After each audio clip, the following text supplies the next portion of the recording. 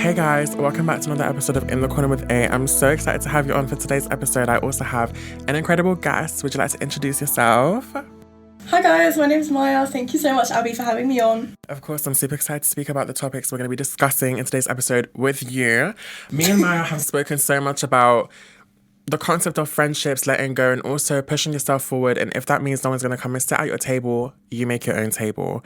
So the first topic that I want to discuss is starting over, because I know me and you both are on like our own independent journeys. Obviously, like adulthood, experiencing friendship breakups, experiencing friendship beginnings, and just basically being like so in tune with who you are as an individual, letting things that no longer serve you go.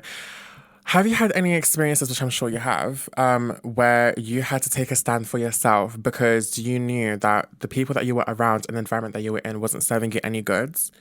What has that been like for you with self-discovery? I literally have like so many examples. I'm just trying to like pinpoint one. No pressure. I think, there was like a point, maybe it was like in secondary school around like year 10, where like I was just in a friendship group where everyone was just like depressed, but not in like a way of like, you know, we were actually like each individually depressed. Like we definitely all had issues and like whatnot, but like kind of like a culture of like social depression. Like it was so weird and like negative and just like, yeah. And I feel like when you're in like an environment like that as well, sometimes like you have to social climb in order to like maintain like being in like a friend group like that. So I feel like a lot of us, and like even like myself included, like it sounds mental, but we would even like create more problems for ourselves. It's like being like a zombie or like living in filth and just like enjoying it. So I feel like there was a moment where there was like one friend that I had in that group where I think I spoke to her and I was just like, I cannot be like in this friendship group anymore. Like I've lost like my sparkle and stuff, and just like what makes me me. Like I feel like I'm living for like the sake of living, like every single day. And you know, we eventually just started hanging out, like just us two. Some days I would even hang out like by myself and stuff, like in secondary school, because it was just so much nicer than just being in like an environment where, I mean, is thriving in like like a toxic environment even like a thing? I don't really know if you can do that, but it felt like we were just like sinking deeper and deeper. It was so weird. Like it was literally like being a zombie. Like I felt like I was in a zombie apocalypse. Do you know, I used to love watching zombie movies as well. I love zombie movies so same. much. Like I love like the whole zombie trope. Like, you know, obviously it made sense with what I just described. But yeah, I definitely say that's like a moment where I had to like kind of let go of like a version of myself that I think was definitely like molded by like the people around me, and start over just to be happy, like just to be an actual person and not just like dragging my feet everywhere I go. Like, yeah. Did you ever have this thing where with your situation it was like survivor's guilt? Like you felt yourself feeling some type of way, like, oh, I'm taking the right step, but I kind of missed the environment for what it once was. So you tried to go back to what it is just because like it brought back moments of nostalgia, or you felt good being around like a toxic environment? Because for me personally, what would you call it? I would always take steps forward to remove myself from toxic situations that wouldn't serve me, but I would always catch myself going back to it because I just missed how it felt like, and I just missed the whole, oh my god, it was so much fun, I missed this time in my life. And then you rekindle old relationships and just patterns that don't serve you. Has that ever happened to you? I feel like I want to be relatable here, but I'm definitely someone that like if I need to cut something off, I will cut it off. I don't tend to go back. There have been like people where I recognize that like where it was kind of more my fault or like more a mutual decision. Like time sort of heals and like you learn to put that behind you, but I think quite often like I don't tend to reopen doors and stuff, and I think that's like a good thing and a bad thing. But what I will say is that like in terms of like old patterns and stuff, sometimes I will get into new friendships where I won't realize quick enough that like, or like even relationships where I don't realize quick enough that like there's an old pattern that like was in my past that is resurfacing here just with someone new. So I would say I don't necessarily tend to go back to the same people, but I think subconsciously, like, where I feel like as humans you can never ever really fully heal from something, which is like such a blessing, because like that's a journey. I think I definitely do sometimes end up falling into like the same old patterns, just with different people.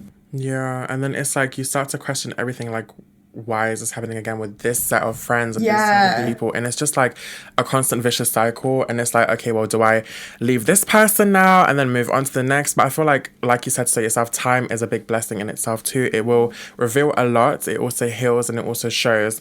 And you know what happens in the dark always comes to light. But now also, I think you're very mature for your age. So that's the first thing I ever said to you. Because I remember when I was your age, I was going through a predicament and I was just always making questionable choices where I would always go back to what was disrespecting me and what was harming my energy. But obviously, like I said, with time, as you grow older and as you experience life more, you really become so selective of what harms you and what you should give your energy to. And I'm so proud of you, girl. Thank you. Only elevation, period. Only elevation up here. But yeah, it's also... like, obviously, in our topics, it says outgrowing people, places, and old versions of yourself. This is an important thing. In order to heal, healing, by the way, is not linear. It's never ever linear. There's multiple instances where, for example, you feel like you're perfectly fine for 2 weeks and then third week you crumble. That's just what it is. It's all about respecting yourself and closing doors that no longer serve you and make sure that you keep them shut. And you know what? I've had so many instances where people come back and they're like, oh, do you remember when we spoke? No, babe. I actually don't. Like, I don't reopen doors that I've closed myself because I know at that time it wasn't worth. And I'm not going to let that define my value. And if you want to come back, you can come back, but just make sure to leave the cash on the side of the table. Thank you. My phone was an emphasis for that. Right. Valid. Acted it out for you. Another thing that I do want to speak about is romanticizing your life and the importance of it, because I filmed a video yesterday which I'm going to post on TikTok, and it was more so about we all have this fantasy version of ourselves that we want to be like and what we want to achieve, but we're not taking the active steps in today's day and age to get to that. For example, let's say someone wants to own like a $1 million business, a multi-million-dollar business, and they have the plans but they don't take action. They don't wake up in the morning and stick to a routine. They don't have a morning routine. They don't eat healthy. They're not considerate of what they're putting into their body, because listen, me and her, we're both foodies. We love eating foods, but we also need to be mindful of how much junk we're filling our bodies with and how that can affect our mental, because that's such an important thing. And I feel like me and you, we're both at a point in our life where we're just becoming such strong, independent individuals and experiencing life for what it is, but also making sure that we enjoy it as much as we can, regardless if that's like, I don't know, music, creating, photography, clubbing, dancing, twerking, shaking ass. But yeah, it's important to romanticize your life because it's all about the feel good energy that you have whilst doing that. What's your opinion on, let's say, working like something that can be stressful, a job or an experience, and it causes so much stress, but you know that it's going to be worth it towards the end because one, it's good character building, and two, patience pays off. What's my opinion on it? I think, like, literally just as you said, like, it's like a journey, and stress is good. Like, stress is good. Stress means that there's actions being put in. People who are not stressed, I think, are doing it wrong, or they're not ambitious enough. You should be, like, it's like a good stress. Like, I'm not saying that, like, you should be stressed because, like, you know, stuff isn't, like, working out for you and stuff like that. That's a bad kind of stress. But I mean, like, you want to challenge yourself so much where you should be stressed. Like, that means that you care. Stress always means that you care, and that there's things happening and stuff, which, like, without things happening and things growing, like, you won't reach your end goal. So I think it's really important to appreciate the process, even though, like, stress is very, very difficult. Like, literally, as someone who has my own business, it's very difficult, but it is all worth it in the end. And, like, I always think, like, people are like, oh, like, I would go back and do it again. Like, I probably wouldn't. Like, yeah. I wouldn't. Like, why would I put myself I feel like they just say it for the sake of saying it, but we both know you wouldn't, girl. Like, you wouldn't do that, but it's very, like, it would be so nice to get to a point where you can just appreciate the stress that you have been through. but yeah, I think stress is because good things are happening. It just means that you need like a bit more organization, for example. Like, it's always a good sign. Yeah, I definitely. Yeah, 1,000,000%. And I feel like also when someone works under like crazy amounts of stress, obviously in moderation, like don't burn yourself out. That's such an important thing for us so too, negative. as creatives and people that get very busy with what we do. Working under stress and going through that in itself can make you become very much more appreciative as well, because you're valuing your time more, number one. And I feel like in life a lot of people take time for granted and they don't really understand the power behind it. Like, people just sit there and say, oh, we have enough time to kill. Use that time to invest in something that can make you and propel you into greater success, whether that's a new business line or just doing something new that's outside of your comfort zone. Because guys, as I've always said, growth can only like make you reach to a certain point, because if you're comfortable, there's not really much you can grow from that. You have to put yourself in situations that make you uncomfortable, because the stress teaches you more about yourself and your discipline rather than what society tells you and what tells you what to be. And it's also like redefining success on your own terms, because one thing that I also did speak about, which I know you can relate to, is when people have limiting beliefs on you and it's like, oh, you want to venture out and do this and do that, but you have to be realistic and you have to know that it comes with faults, and that's not gonna, like, people will just put this narrative and their limiting beliefs is what they want you to believe about yourself. But it's like, I'm not letting that enter my consciousness. If you believe that way about me, that's your own problem and insecurity, because I'm the one that's actually making a change for myself. And I know for you in your situation as well, like stepping out into doing something new, people are going to question it and see it as like, she doesn't know what she's doing. It's not going to work out. So I feel like it's very important to always remind yourself of who you are, your talents and your capability, and ignoring all the outside noise. Because we both know that can get very annoying, especially when we don't see support from our own friends and we have to be our biggest motivator at times. And, have you ever had them like instances where people are supporting everyone else, liking their posts? Very personal. Yeah, exactly. They don't do it back to you. Like, why are you being a hater for? The fuck? Have you ever encountered that? Like, for example, with your business or just in general? Like, you notice that your friends don't really support you as much, but strangers do more.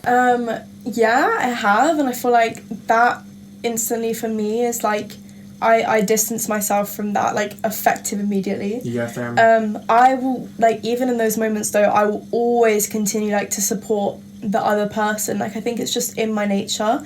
But I think a lot of it does come from like the fact that, like, I think it's two things. So I think you are friends, like most people are friends with like-minded people. A lot of my friends are creatives, like they create some sort of thing, right?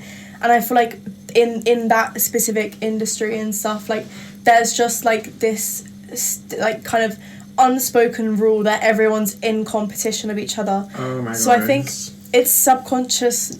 Jealousy isn't the right word, but it's subconscious. Like, I think it makes you reflect back on yourself when someone else around you is doing well, and you're sort of like a bit paranoid and stuff, that like you might be falling behind, even though everyone is like on their own individual journey. But I also think as well, like, people do tend to like only be friends and stuff with like people that have a lot of like similarities with them and stuff in terms of hobbies, interests. Like, I don't know why that's the case, but I think there's just like an unspoken competition. So yeah, I try to get that out of my life like as soon as I can, just because, like, I don't know, I feel like having that energy around you, it will always be holding you down in some capacity. Like, if I make time to see a friend who actually is slightly envious of me, like, what else could I be doing in that time instead? Like, how is that gonna... How are they, like, could they even be tactically giving me advice and stuff that would only cater in their favour? Exactly. Like, stuff like that. You don't really ever know people's true intentions. And I always say to, like, my friends and stuff, like, we discuss this a lot, that, like, your achievements and stuff are blessings, and who you share those with is so important. Like, I don't ever let people that I think are gonna like feel a type of way about it into knowing about some of my proudest achievements. Yeah, and I feel like it's a different thing, like, posting it on social media, because most people will scroll past, like, like, so much of, like, your achievements anyway. But for me, I post it because it's just, like, I want, like, the world to know and, like, put it out there. And I feel like it's even more telling if, like, one of my friends sees that and actually thinks, well, you decided to tell social media before you're telling me on, like, an individual basis. And I feel like that was purposeful. Right. Like, think about why that might be. Exactly. Yeah, I feel like that's kind of my take on it.